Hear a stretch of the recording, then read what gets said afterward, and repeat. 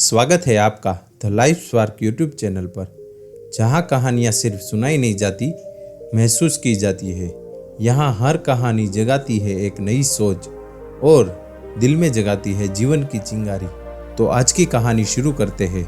कभी किसी शहर में एक साधारण सा लड़का रहता था। वह बाकी बच्चों जैसा ही था, सपनों से भरा लेकिन आत्मविश्वास से खाली। हर परीक्षा में कम अंक आते, हर शिक्षक की नज़र में कमज़ोर छात्र कहलाता। सहपाठी उसका मजाक उड़ाते और धीरे धीरे उसने भी खुद पर विश्वास खो दिया था। घर वाले चिंतित थे और वह खुद अपने अस्तित्व से निराश था। पढ़ने बैठता तो कुछ देर में मन भटकने लगता। न किताबें अच्छी लगती, न शब्द याद रहते। वह सोचता, क्या मैं वाकई इतना बेकार हूँ? एक दिन उसके दोस्त ने कहा, शहर में बाहर एक जैन भिक्षुक आए हैं, बहुत ज्ञानी है, शायद वो तुम्हारी मदद कर सके।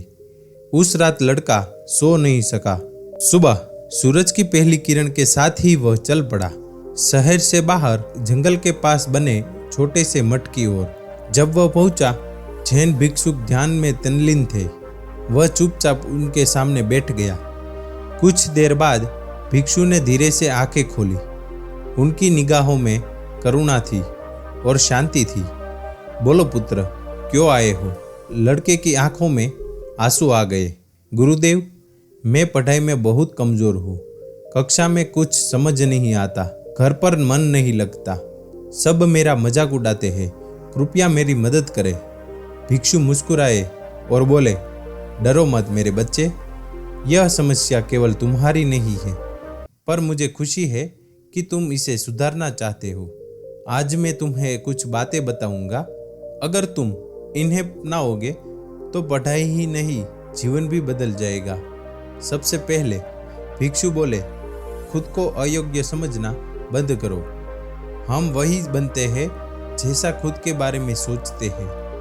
अगर तुम खुद को कमज़ोर मानोगे तो सच में कमज़ोर हो जाओगे। लेकिन अगर विश्वास रखो कि तुम सक्षम हो तो ब्रह्मांड भी तुम्हारे साथ होगा। हर सुबह खुद से कहना, मैं योग्य हूँ, मैं कर सकता हूँ। यह शब्द तुम्हारे भीतर की शक्ति को जगाएंगे। दूसरा, अगर तुम्हें कम समय में ज़्यादा याद रखना है तो सबसे पहले मन को स्थिर करना सीखो। हर दिन कुछ मिनट ध्यान करो। अपनी सांस पर ध्यान दो। सांस लो, छोड़ो और गिनती उल्टी गिनो। 50, 49, 48। यह अभ्यास मन को एकाग्र करेगा। जब एकाग्रता बढ़ेगी तो शब्द अपने आप दिमाग में बसने लगेंगे। तीसरा, खुद को अनुशासित बनाओ। भिक्षु बोले, दिन का एक तय समय रखो, जैसे हर रोज एक ही समय पर सोना, उठना और पढ़ना। शरीर और मन दोनों इस लय के अभ्यस्त हो जाते हैं। जब समय आएगा तो मन खुद पढ़ाई के लिए तैयार हो जाएगा। अनुशासन ही सफलता की जड़ है। चौथा लेसन है, कक्षा में पूरी तरह उपस्थित रहो। सीखना वहीं से शुरू होता है। अगर तुम कक्षा में ध्यान से सुनोगे तो घर जाकर सिर्फ पुनरावृत्ति करनी पड़ेगी। डरना नहीं, जो न समझ आए शिक्षक से पूछो। सवाल करने से ही ज्ञान का द्वार खुलता है। पांचवा, पढ़ाई के लिए शरीर और मन दोनों स्वस्थ होना चाहिए। भिक्षु बोले, संतुलित आहार लो, रोज थोड़ा व्यायाम करो। भारी खाना खाने के बाद तुरंत मत पढ़ो। हल्का भोजन, मेवे, बादाम और पौष्टिक चीज़ें दिमाग को तेज करती है। और याद रखो, अच्छी नींद अच्छी पढ़ाई की जड़ है। हर दिन 30 मिनट शरीर को चलाओ, थोड़ी दौड़, थोड़ी सांसों की कसरत।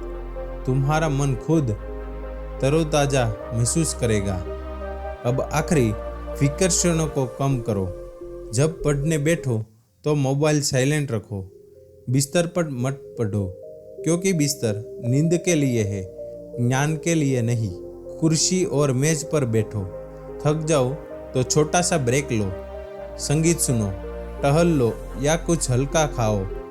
और पढ़ाई के छोटे छोटे नोट्स बनाओ, क्योंकि लिखा हुआ ज्ञान मन में गहराई तक बसता है और परीक्षा के समय तुम्हारा सबसे अच्छा साथी बनता है। भिक्षु के शब्दों ने लड़के के भीतर कुछ बदल दिया। वह सिर झुकाकर बोला, गुरुदेव, गुरुदेव, मैं वादा करता हूँ कि आपके हर सुझाव को अपनाऊंगा। भिक्षु ने मुस्कुराकर कहा, बस याद रखो, मन को नियंत्रित कर लोगे तो पूरी दुनिया तुम्हारे बस में होगी। लड़के ने उनके चरणों में प्रणाम किया और नई उम्मीद के साथ वहां से चल गया। दिन बीतते गए, उसने ध्यान करना शुरू किया, नियमित समय पर पढ़ाई की और अपने शरीर का ध्यान रखा। धीरे धीरे उसका आत्मविश्वास लौटने लगा और जब अगली परीक्षा के परिणाम आए तो वही लड़का जिसे सब कमजोर कहते थे, अब स्कूल के सबसे अच्छे छात्रों में गिना गया।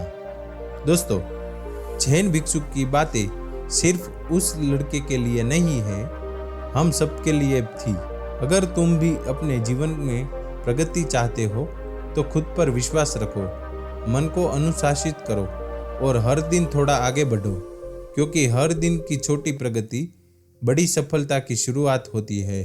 इस कहानी आपको पसंद आई हो तो लाइक करें, शेयर करें और हमारी channel the life spark YouTube channel को सब्सक्राइब करना ना भूलें। धन्यवाद।